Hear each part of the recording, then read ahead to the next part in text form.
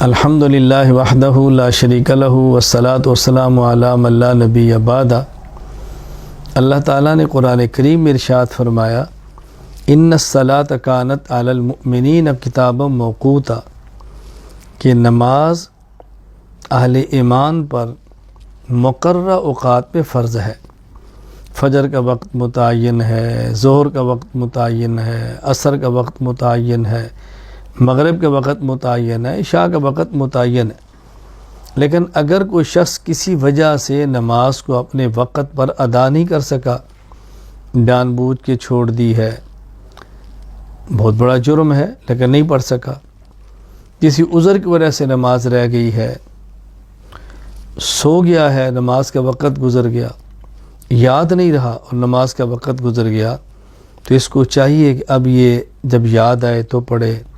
نیند سے بیدار ہو تو پڑھے، اللہ توبہ کی توفیق دے تو پھر پڑھے۔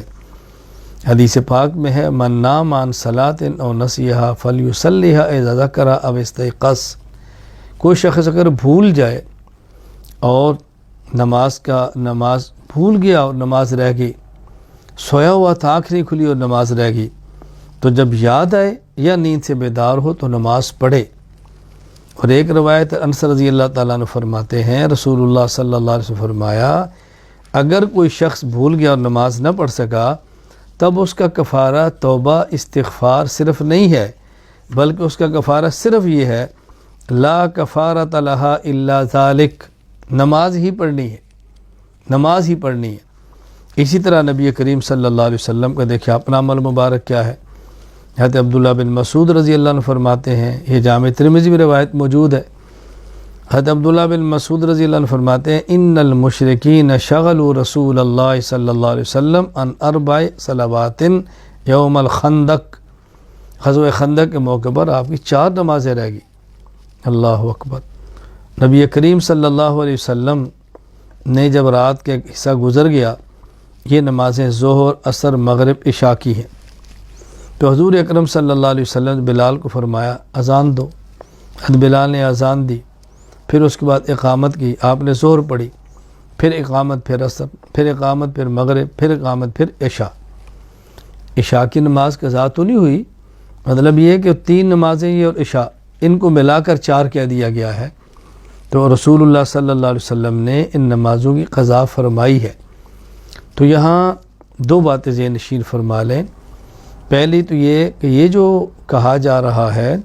کہ اگر کوئی شخص نماز چھوڑ دے بعد میں اللہ توبہ کی توفیق دے تو کفارہ صرف استغفار ہے، نماز لٹانے کی ضرورت نہیں، یہ بات بالکل غلط ہے۔ اللہ کے نبی نے نمازیں لٹائی ہیں۔ اسی طرح ایک بات مشہور کر دی گئی ہے کہ یہ ایک حدیث میں آتا ہے کہ من قضا صلاۃ من الفرائض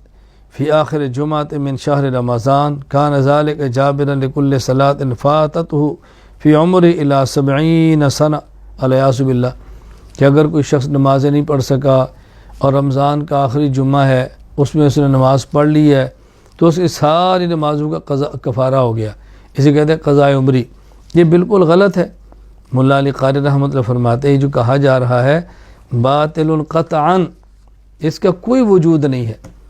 یہ سرے سے کوئی حدیث ہی موجود نہیں ہے۔ ملا علی قاری نے اس کو موضوعات کے اندر شمار کیا، من گڑت حدیثوں میں،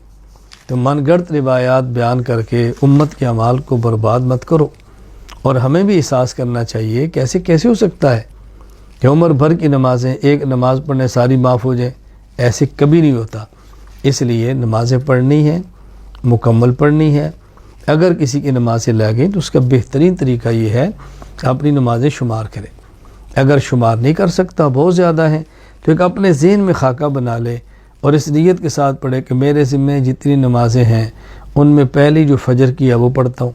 جو نمازیں اس کے بعد ظہر، عصر، مغرب، عشاء، پھر اگلے دن فجر، ظہر، عصر، مغرب، عشاء، یوں ہر روز بھی ایک دن کی قضائے کرے۔ ایک وقت آتا ہے اللہ پاک پوری فرمائی دیتے ہیں، اسی حالت میں مر گیا، کچھ رہ گئی تو اللہ کے دربار سے امید رکھنی شاید معافی مل جائے، اور پھر بھی نہ ہو تو فدیے کی وصیت کر کے جانا چاہیے۔ اور یاد رکھیں اگر کسی شخص کا بڑا یا بھائی، بیوی، شوہر کوئی دنیا سے چلا گیا ہے،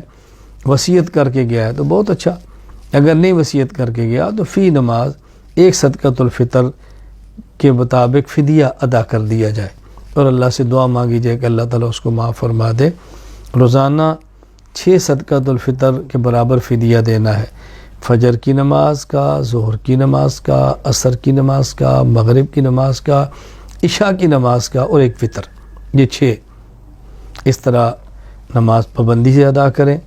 کچھ رہ گئی ہیں تو اس کو پڑھ لیں، اور پھر بھی اگر کوئی اپنا عزیز دنیا سے ایسے چلا گیا ہے اس کی طرف سے فدیہ ادا کر دیں، اللہ تعالیٰ سے دعا بھی کریں، اللہ تعالیٰ میں نماز کی پابندی کرنے کی توفیق عطا فرمائے اور خرافات سے اللہ تعالیٰ ہم سب کی حفاظت فرمائے۔ وآخر دعوانا ان الحمد للہ رب العالمین۔